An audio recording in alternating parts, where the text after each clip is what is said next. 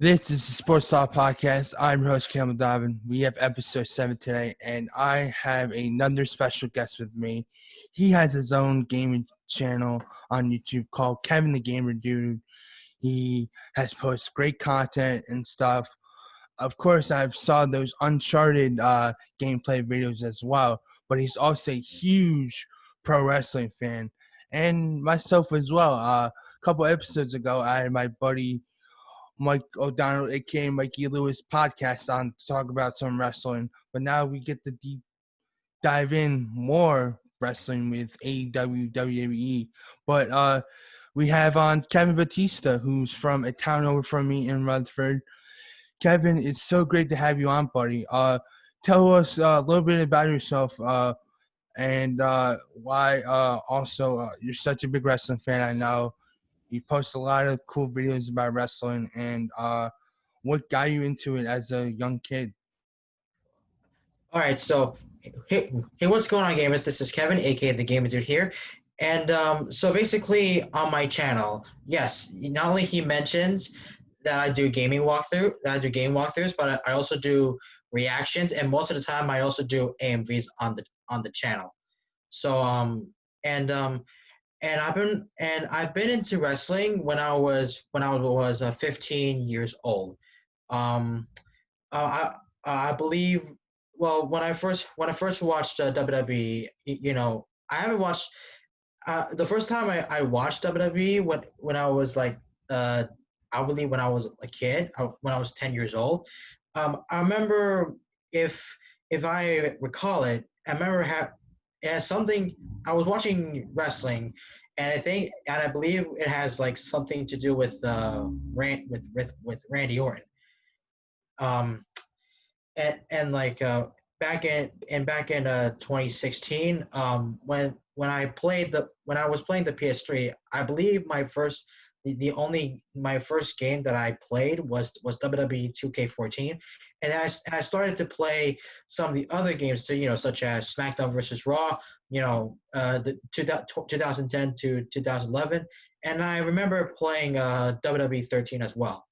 And when I started to play a WWE 2K14, and although there are a few more games that are older, say for example like 2K15, 2K16, I started to play those too, and and um and yes, and I remember I did play WWE 2K17 on the PS3, but when I picked up the PS4 back 3 years ago, yes, I did pick up 2K17. With the better graphics and stuff.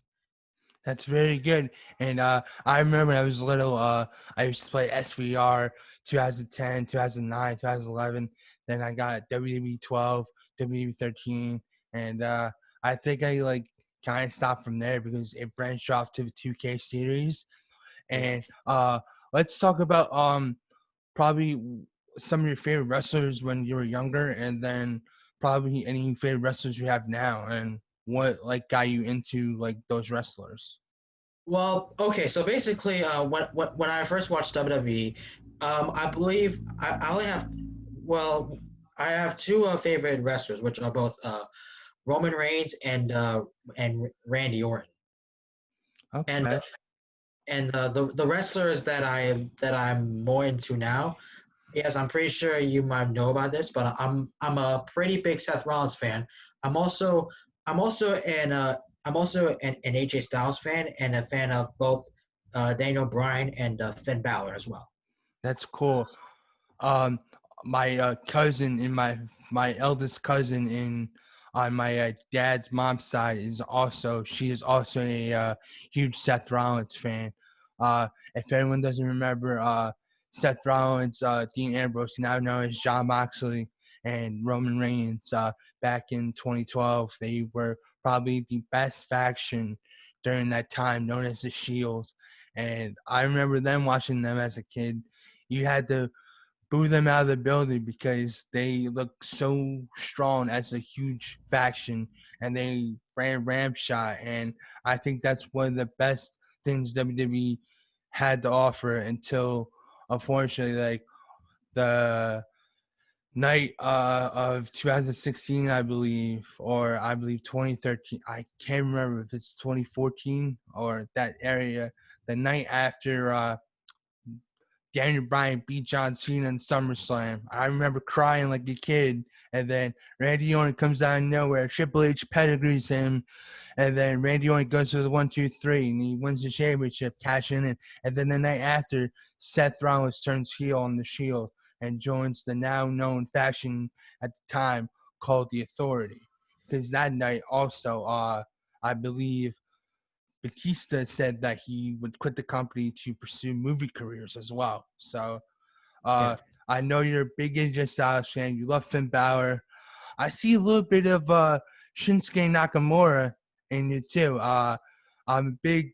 I remember watching that little video package they put together when William Regal came out in NXT when he was the NXT general manager, as he still is today. And he gave Sami Zayn a little surprise at NXT Takeover Dallas the night before WrestleMania, and Nakamura made his debut that night in Dallas. So what are there any like favorite like moments you had watching wrestling as a kid, or like were there guys that you didn't like as a kid that you like now because of like the writing process or how like the characters being booked? Um. I never watched any like Wrestle Kingdom. I only watched some WWE stuff. But like yes, I do remember there are some WrestleMania moments I do remember, like say for example, like like Seth Rollins beating Brock Lesnar for the Universal title, and now he's known as the Beast Slayer. Not only he did beat Brock Lesnar at WrestleMania once, but he also beat him twice at SummerSlam. And yes, and I remember back at WrestleMania 34, you know, the dream match between Shinsuke Nakamura and AJ Styles. It did turn out Styles retaining his title, but the crowd, the entire WWE universe was shocked when Nakamura gave Styles a low blow, and they had to and they I believe they carried on this rivalry at a until Money in the Bank. I believe the last match was a last man standing match. Mm-hmm. And still to this day, Nakamura hasn't been a face or as quote unquote the good guy, because I remember watching a match. It was a classic. It was like a 5-star match, and then all of a sudden, I think people saw it was coming. Below blow, Nakamura turns heel, and he goes on this whole spiel that uh, he doesn't want to answer interviewers' questions and stuff, and then he comes behind, uh, intervenes in matches, does run-ins. I think that was a perfect way to like script that. I think, and let's talk about another figure that I know you're personally probably attached to. Uh, of course, he didn't quote unquote announce his retirement. I guess we can all say that. But do you have any recollection of having like the best memories of watching the Undertaker wrestle? Um, ye, oh yeah, The Undertaker. Yes. I remember. I, yeah, I mean, I remember. Yes, I mean, when he first debuted and at WrestleMania. He's been having this he's been having this undefeated WrestleMania streak for a while. Like say for example, like I think he might have been like Shawn Michaels, CM Punk, Triple H, but back in WrestleMania 30 in 2014, um, I mean Undertaker did took 3 F5s, but Brock Lesnar ended the streak. You know. And, you know that's one of the most memorable matches that I have ever seen that I've ever seen when watching wrestling, you know? Yeah, and I remember as a kid looking at social media, and I look at the like WWE.com, because you just look at all the results, and it said Brock Lesnar defeats the Undertaker, and you think to yourself, no way this could be happening. And well, like 11-year-old, 12-year-old me crying like a kid crying like a baby, I guess you could say, because the streak was over. And a guy who's given his body and life for uh 20 plus years at the time, and now he's been in the business for 30 years, and the guy just does what he does. And personally, he's one of the classiest guys in the business. He was a locker room leader. He gave back to the business. He made guys who were young and up and coming look good. Everyone remembers that backstage segment back in 2002 after John Cena's debut match against Kurt Angle, and he gave him a handshake as a sign of respect, and it went from there. And you look at guys like John Cena, The Rock, Stone Cold, Triple H, The Undertaker, King, Chris Jericho, I would say too, because Edge, and you look at all those guys, Batista, Randy Orton, they pillared the way from the Attitude Era into the Ruthless Aggression Era, and it progressed on as the future came to about. And I myself, when I was a kid, I was a huge John Cena fan, because as a John Cena fan, you knew he was going to win almost every match, every Monday Night Raw, because he was always on Monday Night Raw back when Monday Night Raw was on at 9 o'clock to 11, and eventually they switched times because of constraints, and then they put a 3-hour show. But like, it so seems like where the Cena Orton rivalry was, the Cena Edge rivalry, that rivalry was insane.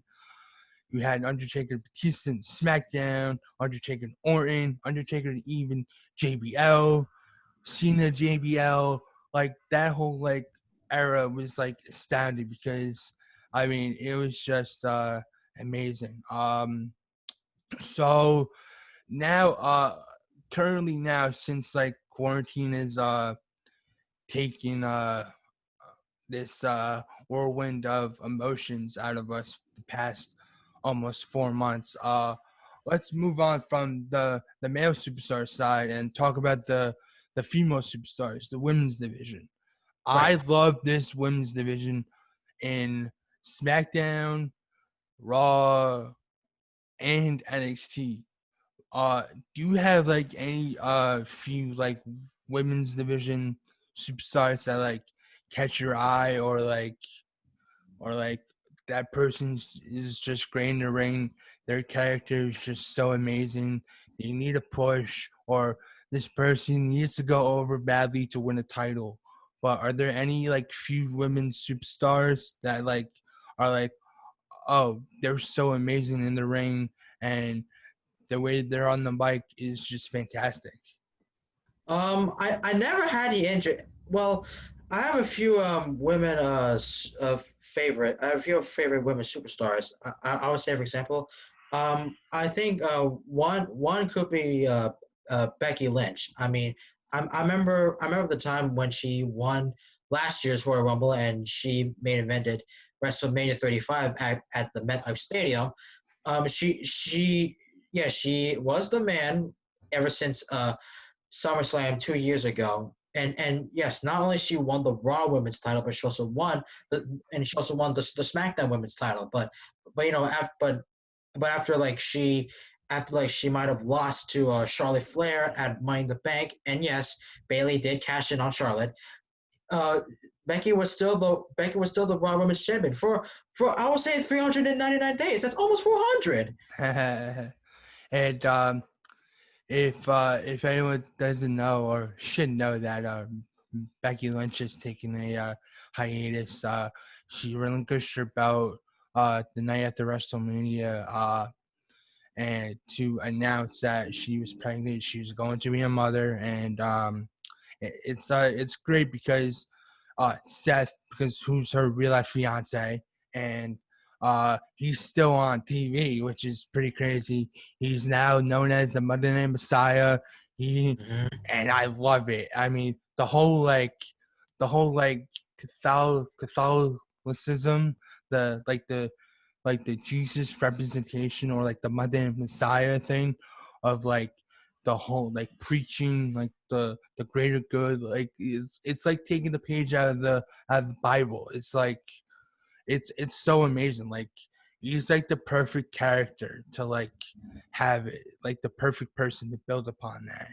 It's just like you have him with Austin Theory, have him with Murphy, and then unfortunately the authors pain have been written off because one of the members was injured. But when they come back, that faction is going to be great. I'm so like excited for that faction in the future. And then you have, of course, Rey Mysterio with his son Dominic, of Yeah. course, with Humberto Carrillo and Aleister Black.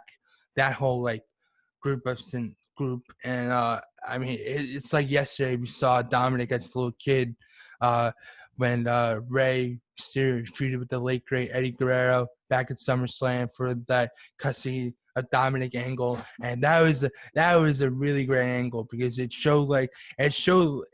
captured like a real life moment like that you don't get really anymore. So let's move aside from like the SmackDown and Raw like aspect of it. Are you a big NXT fan? I never. All I've been focused on, all the only shows I've been focused when watching WWE are Raw and SmackDown. I've gotten used to NXT a little bit. I mean, So I think I started watching NXT back at I would say like a late like a November, because I remember yes, yes, like NXT did rate both Raw and SmackDown, and they were doing pretty good. At last year's Survivor Series, they stand up to both Raw and SmackDown. that's good. Do you have like any favorite wrestlers from NXT that hopefully get called up to either Raw or SmackDown soon? Because I'm a huge, huge, and I will leave the other huge for later. But I love the Undisputed Era, and I'm a big fan of Adam Cole, Bobby Baby, Fish, Kyle O'Reilly, Roderick Strong. That whole faction is like a modern day version of the Shield. yeah, It is wonderful. It is top of the line, fantastic. And also, I have another huge fan of Karrion Cross, who formerly was known in Impact Wrestling as Killer Cross, and the guy is just a machine in the ring. The character mechanism of him as like this psychotic, like diabolical, like vigilante. Like he's like an anti-hero. Like he just like pulls it off perfectly. And of course his uh on-screen and real life girlfriend Scarlett Bordeaux, of course, and they just work so perfectly together. And I really hope seeing both Cross, Bordeaux, and members of the Undisputed Era finally get called up because they deserve it. Like, even though Cross has been there for only a couple months, I mean, the guy is just a megastar and was a megastar in the indie scene, and then he is only gonna last in NXT for like I would only say like not even a whole year. I think he gets called up probably the night after the Royal Rumble, next year's Royal Rumble, because he's just so good, like in the ring, and just the whole basis of it is just like magnificent. And I really hope they don't like mess it up because the guy is just A+ spot on.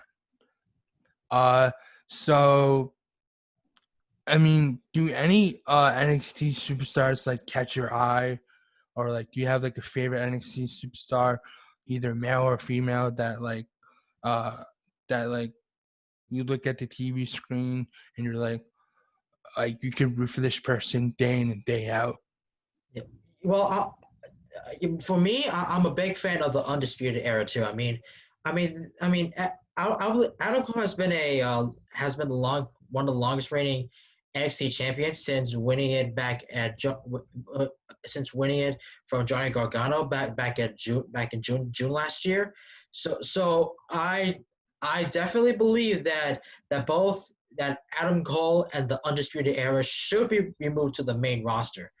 And not only that, but I'm a little bit into I'm also a little to Keith Lee as well. I mean, Limitless. yes, yes.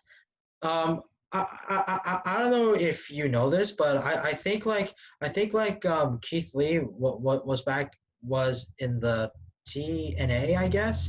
But when he debuted, I remember I believe he teamed up with Tommaso Ciampa to and I think Matt Riddle to face against the Undisputed Era. And, in my opinion, I do like Keith Lee as the NXT North American champion. That's good. I'm kind of a big Matt Riddle fan too because like of the way he's like in the ring and now he's like on SmackDown and stuff. Like the whole like bro thing is like perfect for him. It's like he's got like that like personality to be like the most chillest guy on the microphone, and he would he then when he's not have he doesn't have the hat on and he takes his jacket off, he's gonna like kick your butt. I mean, that's what Matt Riddle does in the ring. And also I'm a big fan of Imperium. And I know Imperium hasn't been like on TV in a while since Walter I mean they've been with NXT UK. Walter's the NXT United Kingdom champion, and I love that group a lot because the their theme song is amazing. The way their persona is spot on. The way they come out to the ring and the way they wrestle is totally old school, and I love it. But let's try away from NXT and WWE and talk about AEW. So Kev, I'll ask you this. Personally, I have two wrestlers that I love in AEW, and I'll give you one of them, and I'll give you the next one. Um, the first one is freshly squeezed Orange Cassidy. I love Orange Cassidy.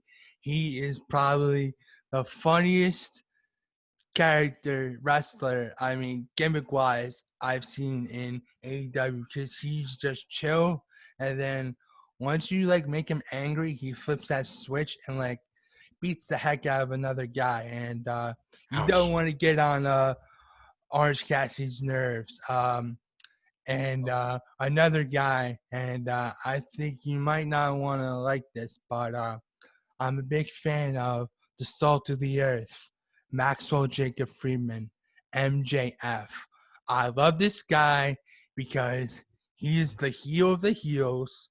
He is like a modern day 2009 Chris Jericho, total like I don't want to say like mean words, but like total like bad guy, you could say.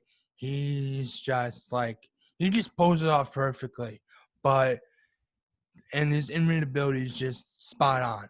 But are there any AEW wrestlers that like you like on TV and are like that like captivate you? Um, I sometimes I do watch AEW, but I think the only wrestler that I do like in AEW is John Moxley because I remember when I yes I did watch AEW a little bit, but I remember the time that I was watching this segment when he was with the Inner Circle. I mean he I remember he did say yes and he was wearing the Inner Circle shirt, but like at that time he decides to screw them over Mm-hmm. and say that I don't want your offer. That's funny. I like the Inner Circle too. Chris Jericho. I think at this point in his career, this is when he's been like the funniest ever. I mean, because I think he's got the freedom to do whatever he wants now in AEW. I mean, and now you look at Cody Rhodes, who's now called as the American Nightmare. He is just a fantastic wrestler. Him and Brandy, his wife, have done a fantastic job with AEW. I'm thinking of else. Matt Hardy's there now with House Party. I like that group. Britt Baker, of course, who's Adam Cole's girlfriend, real life girlfriend.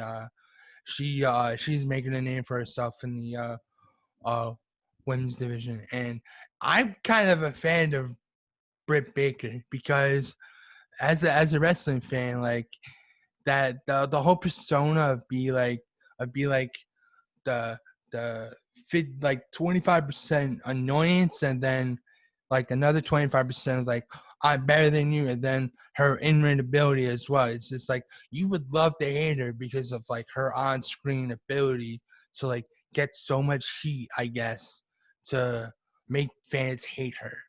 So I think that's what makes Britt Baker a very good wrestler. Outside of the ring, inside the ring, I'm sorry, and then on the microphone as well. And then I mean, it's just amazing. And then now you have FTR, formerly the Revival. I don't want to say what their new moniker stands for because it is a clean show. But Cash Wheeler, Dax Harwood, formerly Scott Dawson, and Dash Wilder. Dash Wilder. Thank you. I had a brain fart for a second. So yeah, so them. I mean, I loved them back in WWE. I think they were a little bit underutilized because they're a great tag team, and then now they can wreak havoc in the AEW tag team division because that tag team division is solid, and I'm very very excited.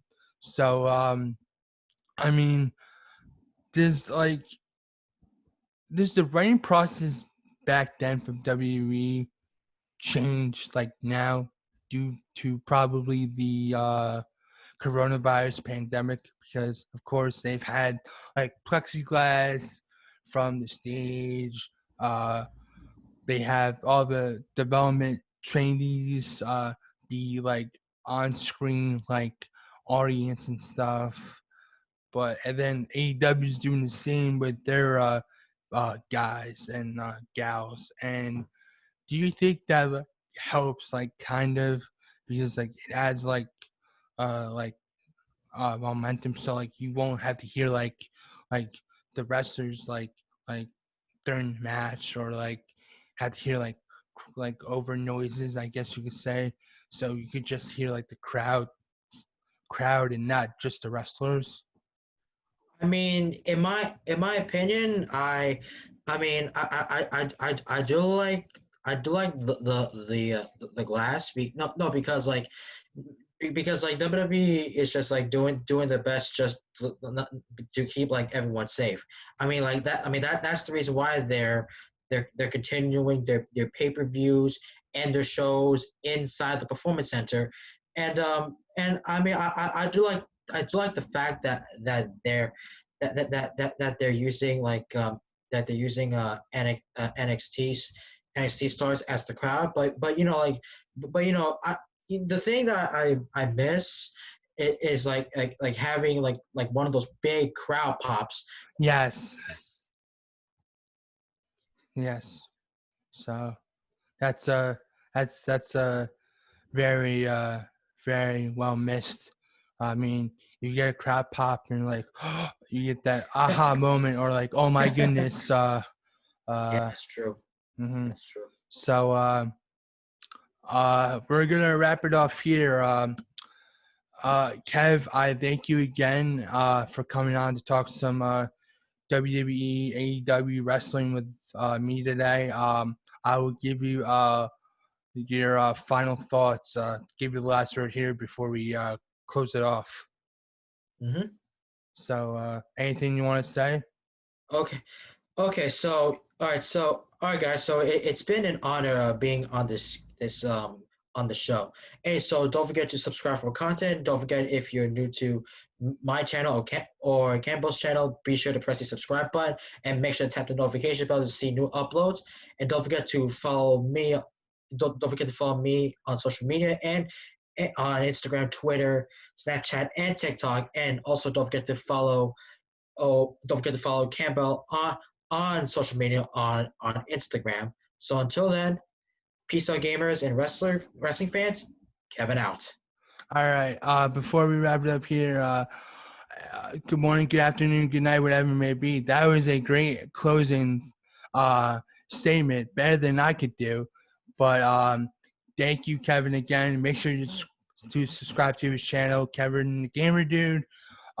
Everyone, have a safe and wonderful 4th of July. Go do something again outside. It's a beautiful day out. That was Kevin Batista.